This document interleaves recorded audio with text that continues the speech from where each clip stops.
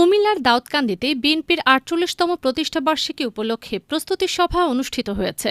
বুধবার ২৬ আগস্ট বিকেলে দাউদকান্দি উপজেলার গৌরীপুরের সুমেরা কনভেনশন হলে কুমিল্লা উত্তর জেলা বিএনপির আহ্বায়ক কমিটির উদ্যোগে এই সভা অনুষ্ঠিত হয়। সভায় সভাপতিত্ব করেন কুমিল্লা উত্তর জেলা বিএনপির আহ্বায়ক ও বীর মুক্তিযোদ্ধা আবুল হাশেম।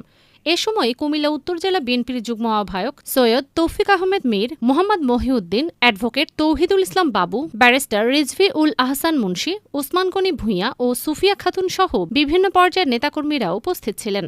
এছাড়া চান্দিনা, দেবিদ্বার, মুরাদনগর, হোমনা, মেঘনা, তিতাস ও দাউদকান্দি উপজেলা ও পৌরসভা বিএনপি এবং অঙ্গ সংগঠনের নেতৃবৃন্দ সভায় অংশ নেন।